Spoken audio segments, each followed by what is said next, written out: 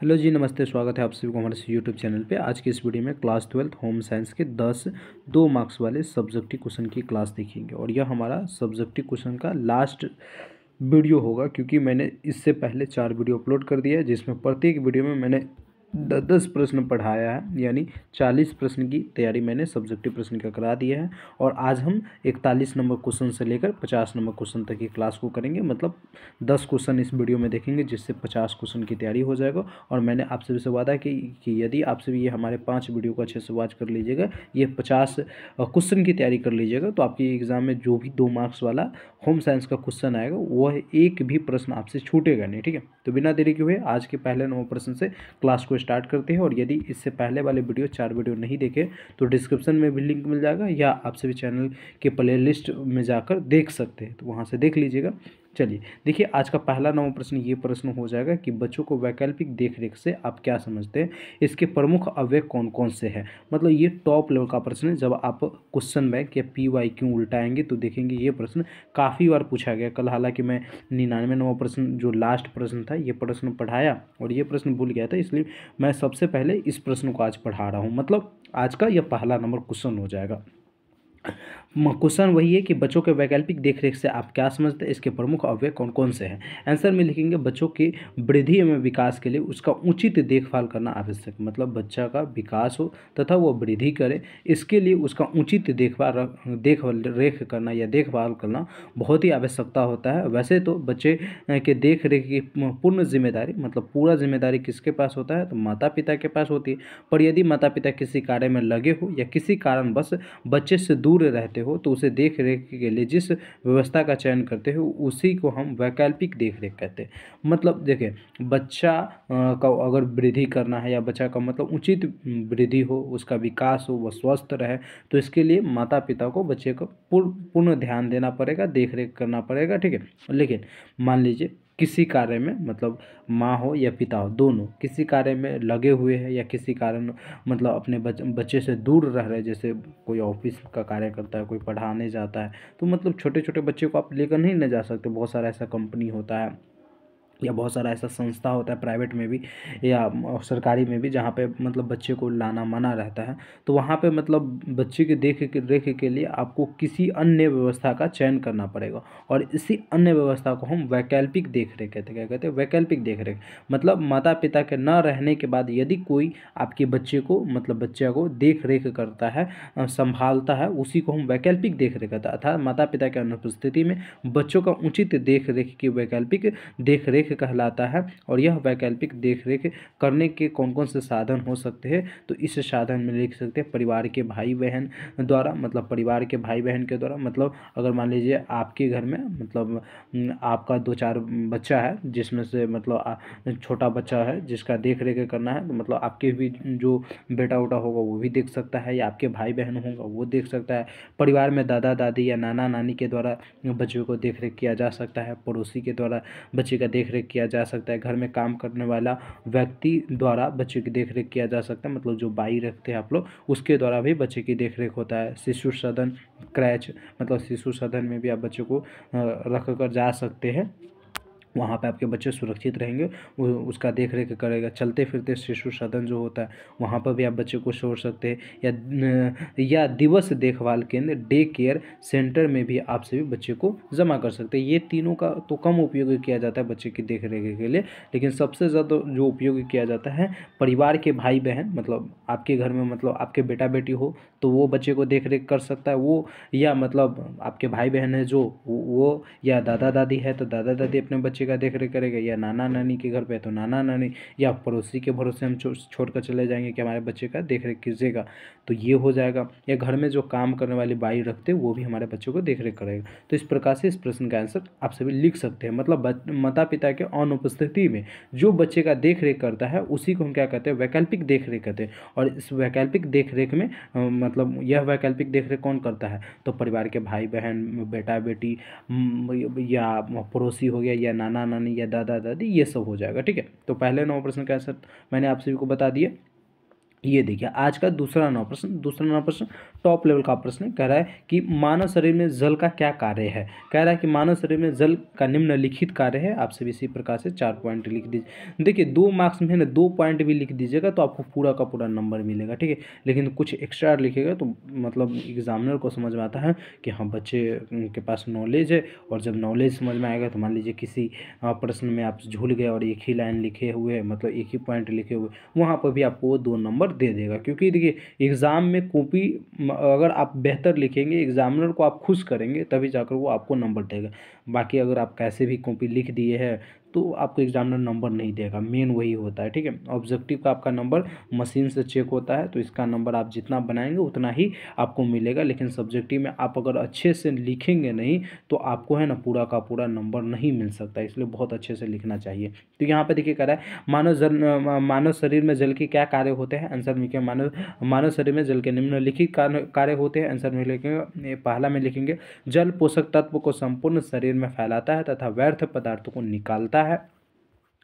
जब सभी पदार्थों के पाचन के लिए आवश्यकता होता है, मतलब सभी पदार्थों के पाचन के लिए जल की आवश्यकता होती है। इससे कोई विटामिन की प्राप्ति होती है, इससे कई विटामिन की प्राप्ति होती है। मतलब जब जल मिलता है तो बहुत सारे मतलब जो भी पदार्थ हमारे पेट में जाता है उसे कई विटामिन की प्राप्ति करवाता है जल। यह शरीर के तापक्रम को बनाए रखता है। जल जो है हमारे शरीर के तापक्रम को बनाए रखता है। यह उत्सर्जन तंत्र को संतुलित बनाए रखता है, मतलब जो हमारा उत्सर्जन तंत्र वृक्क हो गया या मूत्राशय हो गया, इस सबको क्या है तो यह संतुलित कौन बनाए रखता है, तो जल ही बनाए रखता है। और मानव शरीर में कितना प्रतिशत जल पाया जाता है, तो 65% जल पाया जाता है।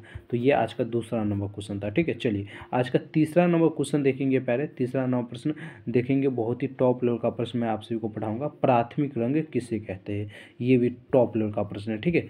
टॉप लेवल का प्रश्न है, प्राथमिक रंग किसे कहते हैं। आंसर में लिखेंगे प्राकृतिक से चुने गए रंगों को हम प्राथमिक रंग या मूल रंग कहते हैं। मतलब प्राकृतिक के द्वारा चुने गए जो रंग है उसे हम प्राथमिक रंग या मूल रंग मतलब मेन रंग कहते हैं। इसी रंग से सभी रंगों का सृजन होता है। मतलब अगर जो प्राथमिक रंग है इसी रंग से सब रंग आप बना सकते हैं। मतलब इसी रंग से सभी रंगों का सृजन होता है, बनता है। जैसे प्राथमिक रंग में लाल हो जाएगा, हरा हो जाएगा और नीला हो जाएगा, ठीक है। प्राथमिक रंग कितने प्रकार को होते हैं, तो 3 प्रकार को होते हैं, लाल, हरा, नीला, याद रखोगे, ठीक है। चलिए चौथा नंबर प्रश्न आज का देखेंगे। चौथा नंबर प्रश्न कौन सा प्रश्न देखेंगे, इधर देख ले तो कोई सा प्रश्न है जो पढ़ाने वाला हो। अपमार्जक डिटर्जेंट किसे कहते हैं। तो ये टॉप लेवल का प्रश्न हो सकता है आपके एग्जाम के लिए, इस साल के एग्जाम के लिए, क्योंकि मैं आप सभी को बार बार हर एक वीडियो में बता रहा हूँ कि मैं जितने भी क्वेश्चन सेलेक्ट करके पढ़ा रहा हूँ खास करके वो इस साल के एग्जाम के लिए बहुत ही महत्वपूर्ण प्रश्न है, ठीक है। तो अपमार्जक या डिटर्जेंट किसे कहते हैं, लिखेंगे हाइड्रोकार्बन तथा विशिष्ट रासायनिक द्रव्यों के साथ सम मिश्रण से बने कार्बनिक यौगिक को हम डिटर्जेंट कहते हैं। मतलब डिटर्जेंट मतलब समझते हो ना, सरफ कहते हैं जिससे आप कपड़ा धुलते हैं, ठीक है। डिटर्जेंट कहते हैं। यह 3 प्रकार के होते हैं। प्रथम श्रेणी में स्वच्छ एवं महंगे होते हैं, प्रथम श्रेणी में स्वच्छ एवं महंगे होते हैं। द्वितीय श्रेणी में अच्छी शोधक एवं सस्ते डिटर्जेंट भी मिलते हैं, मतलब सरफ मिलते हैं। तृतीय से विभिन्न रंगों वाली होते हैं। मतलब ये जो सरफ होता है यह आपको विभिन्न रंगों में भी देखने को मिलता है। तो ये मूल रूप से 3 श्रेणी में होता है। और यह क्या है, तो हाइड्रोकार्बन तथा विशिष्ट रासायनिक द्रव्यों के सम मिश्रण से बने कार्बनिक यौगिक को हम डिटर्जेंट कहते हैं, यानी सरफ कहते हैं। ये 3 प्रकार के होते हैं या अपमार्जक कहते हैं। ये 3 नाम इसका याद रखोगे, बहुत ही टॉप लेवल का हो जाएगा। चलिए चौथा नंबर प्रश्न देखिए लिए। पांचवा नंबर प्रश्न, ये प्रश्न देख लीजिए क्योंकि अभी ठंडी है और ठंडी में ये प्रश्न आ सकता है। क्योंकि कह रहा है गर्मी ऊनी वस्त्र को संरक्षित करते समय ध्यान देने योग्य कौन सा बात हो। मतलब ऊनी वस्त्र को जब आप संरक्षित करेंगे मतलब सुरक्षा से रखेंगे तो कौन कौन से बातों का ध्यान रखना चाहिए, पांचवा नंबर प्रश्न है। आंसर में लिखेंगे ऊनी वस्त्र को संरक्षण के लिए निम्न बातों का ध्यान रखना चाहिए। हवा बंद डिब्बा में रखकर अलमीरा में डालना चाहिए, जहाँ हवा न हो वहाँ पर डिब्बा में बंद करके अलमीरा में डाल देना चाहिए। गर्म कपड़ों को प्रूफ करना चाहिए, ठीक है। वस्त्रों के बीच फिनाइल की गोली डालना चाहिए, वस्त्रों के बीच आप फिनाइल का गोली डाल सकते हैं। हैंगर का प्रयोग कर सकते हैं। इस प्रकार से आप इस प्रश्न का आंसर लिख सकते हैं, ठीक है। चलिए आज का छठा नंबर प्रश्न देखेंगे। और छठा नंबर प्रश्न मैं आप सभी को यहाँ पर मैं एक प्रश्न दिखा था जो बाल्यावस्था के सामान्य रोगों के आप क्या समझते हैं, यही प्रश्न मैंने देखा था। तो ये आज का छठा नंबर प्रश्न हो जाएगा, ठीक है। बाल्यावस्था के सामान्य रोगों से आप क्या समझते हैं।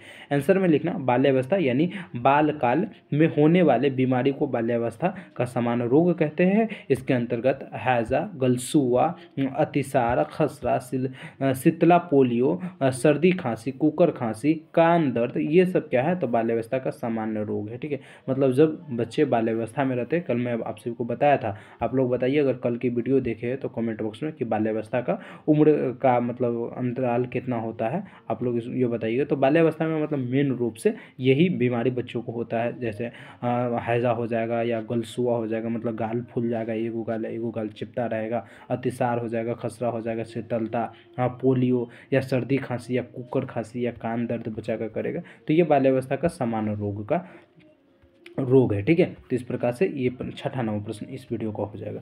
चलिए 7वां नवा प्रश्न देखते हैं, और 7वां नवा प्रश्न मैं आप सभी को इधर से पढ़ाऊंगा, जो कि कहाँ गया 7वां नवा प्रश्न। मैं देखिए उपभोक्ता शिक्षा क्यों आवश्यक है, ये 7वां नवा प्रश्न। ठीक है, 7वां नवा प्रश्न उपभोक्ता शिक्षा क्यों आवश्यक है। आंसर में लिखेंगे उपभोक्ता शिक्षा इसलिए आवश्यक है कि इससे उपभोक्ता को पता चलता है कि किसी वस्तु को कब, कहाँ से तथा कितनी मात्रा में क्रय करें, तथा साथ ही क्रय करने से पहले वस्तु की गुणवत्ता आदि के बारे में जानकारी प्राप्त कर ले, तथा यह जान सके कि वस्तु के निर्माण में किन किन तत्वों का प्रयोग किया गया। मतलब अगर आप उपभोक्ता शिक्षा मतलब किसी भी सामान का उपयोग करने से पहले अगर उसके बारे में शिक्षा लेंगे, मतलब जानकारी प्राप्त करेंगे, तो आपको जानकारी लग जाएगा कि असल में इस कॉलगेट का या इस पदार्थ का किसी भी वस्तु का मतलब एमआरपी क्या है और यह कितना रुपये में मिलेगा हमें। ठीक है, मैक्सिमम रेट प्राइस होता है एमआरपी का, मतलब एमआरपी से ज़्यादा कोई भी, मतलब अगर मान लीजिए किसी प्रोडक्ट पे 10 रुपये लिखा हुआ तो 10 रुपये से ज़्यादा कोई दुकानदार नहीं ले सकता। यदि वो लेता है तो आप इसके उपभोक्ता जो उत्पादक अथी होता है उसमें आप कंप्लेन भी दायर कर सकते हैं। ठीक है, तो इसकी जानकारी मिलता है, तथा प्रोडक्ट कब बना है और यह प्रोडक्ट का एक्सपायरी डेट कब है।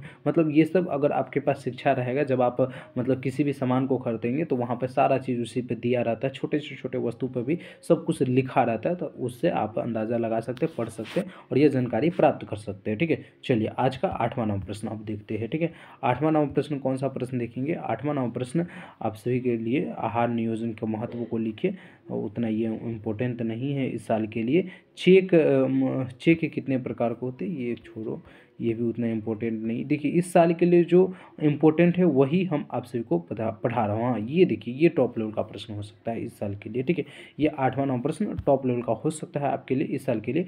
खाद्य अपमिश्रण क्या है, लिखेंगे भोजन में कम गुणवत्ता वाली वस्तु को मिलाकर उसकी उपयोगिता को कम करना खाद्य अपमिश्रण कहलाता है। मतलब भोजन में कम गुणवत्ता वाले किसी भी वस्तु को मिला देते हैं तथा उसकी उपयोगिता को कम कर देते हैं, यही खाद्य मिश्रण कहलाता है। जैसे चावल में कंकर हो जाना, या चावल में कंकर का मिलना, या घी में डालना, या दूध में पानी डाल देते तो क्या होता है, दूध की मात्रा तो बढ़ जाता है लेकिन उसकी गुणवत्ता क्या होता है, कम हो जाता है। हल्दी में आटा डाल देना, या चीनी में चावल चूर्ण आदि, ये सब क्या हो जाएगा तो खाद्य अपमिश्रण का उदाहरण हो जाएगा। ठीक है, तो इस प्रकार से आप सभी इस प्रश्न का आंसर लिख सकते हैं 8वां नंबर प्रश्न का। चलिए आज का 9वां नंबर प्रश्न देखेंगे, और 9वां नंबर प्रश्न आप सभी के लिए मैं ज़्यादा भास्ट प्रश्न नहीं पढ़ाऊँगा, ये प्रश्न पढ़ाऊँगा। 9वां नंबर प्रश्न, बालकों में पाया जाने वाला भाषा दोष क्या है। बालकों में पाया जाने वाला भाषा दोष क्या हो सकता है, तो उच्चारण का दोष हो सकता है, मतलब वो किसी चीज़ को सही से उच्चारण करके नहीं बोल सकता। अर्थ विकार हो सकता है, वाणी विकार हो सकता है, वाक्य बनावट में विकार हो सकता है, तो ये बालक में पाया जाने वाला भाषा दोष है। ठीक है, तो इस प्रकार से इस प्रश्न का आंसर हो जाएगा। आज का लास्ट प्रश्न देखेंगे, और ये लास्ट प्रश्न मैं आप सभी को इस वीडियो का सबसे लास्ट क्वेश्चन से पढ़ाऊँगा। ठीक है, ये अपना टॉपर हॉट गेट नोट्स के लास्ट क्वेश्चन है, जो बच्चे नोट्स लिए होंगे उनको पता ही होगा कि दाग धब्बे मिटाने के प्रमुख विधियों के लिखे, तो आप सभी लिख सकते हैं दाग धब्बे हटाने के निम्नलिखित विधियों का प्रयोग करते हैं। जैसे डुबोकर, मतलब दागों को अभिकर्मक में डुबोकर रगड़कर साफ करना, या स्पंज दाग वाले स्थान पर बोल्टिंग पेपर रखकर दाग छुड़ाना, या ड्रॉप्ड विधि, इस विधि से कपड़े को धोकर एक बर्तन में रखकर उस पर ड्रॉपर से अभिकर्मक टपकाया जाता है। भाप विधि, उबलते पानी में भाप द्वारा दाग साफ करना, ये सब क्या हो जाएगा तो दाग धब्बे मिटाने का प्रमुख विधि हो सकता है। तो इस प्रकार से इस प्रश्न का आंसर ये हो जाएगा। तो प्यारे इस प्रकार से होम साइंस के जो हमारे ये टॉपर हॉट गेस्ट नोट्स है, इससे मैं आप सभी को पूरा का पूरा 50 क्वेश्चन पढ़ाया हूँ 2 मार्क्स वाले, यानी आप कहेंगे तो 100 मार्क्स की तैयारी मैं आप सभी को करवाया हूँ होम साइंस के बस 5 वीडियो में। और ज़्यादा मिनट का भी वीडियो नहीं, 10 से 15 मिनट का सारा वीडियो है। तो यदि आप सभी इससे पहले वाले वीडियो नहीं देखे तो देख लीजिएगा, इस वीडियो को भी 2 से 3 बार देख लीजिएगा। और यदि आप सभी ये टॉपर हॉटकेस्ट नोट्स प्राप्त करना चाहते हैं जिसमें ऑब्जेक्टिव सब्जेक्टिव 5 नंबर वाले क्वेश्चन, 2 नंबर वाले क्वेश्चन, उसके बाद किताब के जितने भी महत्वपूर्ण टॉपिक्स है वो, और उसके बाद MCQ क्वेश्चन, सारा क्वेश्चन देख लीजिए, किताब का महत्वपूर्ण टॉपिक्स भी है, उसके बाद MCQ क्वेश्चन भी है। तो सब कुछ इस नोट्स में अवेलेबल है। मात्र 50 रुपये हम आप सभी हमारे एप्लीकेशन BSB कैरियर ऐप से डाउनलोड कर सकते हैं या हमसे भी संपर्क करके प्राप्त कर सकते हैं। तो प्राप्त कर लीजिएगा। All the best for your exam. बहुत बढ़िया आपका एग्ज़ाम जाएगा, जिसकी मैं अभी आपको बधाई देता हूँ, शुभकामना देता हूँ। चलिए मिलते हैं अगले क्लास में, जब तक के लिए जय हिंद जय Bharat. Thank you so much.